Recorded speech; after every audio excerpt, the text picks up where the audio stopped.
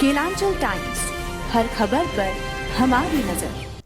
संसद भवन में घुसकर हंगामा करने वाले लोगों को सिख फॉर जस्टिस के गुरपतवंत सिंह पन्नू ने 10 लाख रुपए की कानूनी सहायता देने का ऐलान कर दिया है। उसने संदेश में कहा कि 13 दिसंबर को संसद की नींव हिल गई और खालिस्तान जनमत संग्रह के लिए मतदाता रजिस्ट्रेशन शुरुआत के साथ हिलती रहेगी।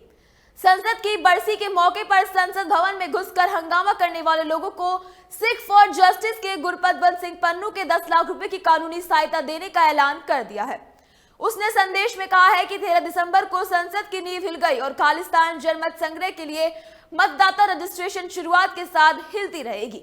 इससे पहले पन्नू ने कहा था कि भारतीय एजेंसियों की साजिश उसे मार देने में विफल हो गई और इसके जवाब वे संसद पर हमला कर देगा।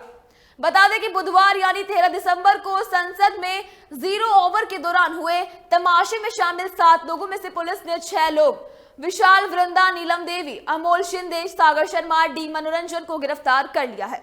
ये 6 के 6 आरोपी एक दूसरे को 4 सालों से जानते थे और पिछले कुछ समय से इस घटना को अंजाम देने का प्लान बना रहे थे। कहा यह भी जा रहा है कि इन्होंने संसद में यह कारनामा करने से पहले एक रैकी की हुई थी। इन सब के खिलाफ दिल्ली पुलिस ने ऑनफुल एक्टिविटीज प्रिवेंशन एक्ट UAPA के तहत केस दर्ज कर लिया है। पुलिस ने छानबीन में पता लगा है कि ये सारे के सारे भगत सिंह फैन क्लब के जरिए एक दूसरे से जुड़े थे।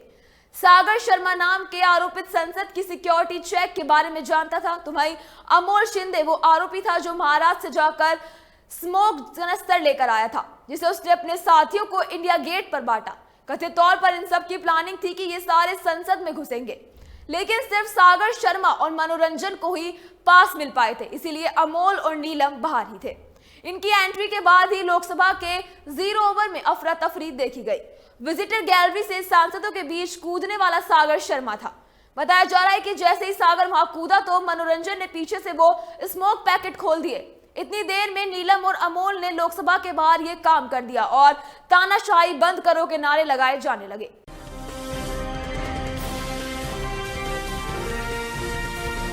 केलांचल टाइम्स, हर खबर पर हमारी नजर।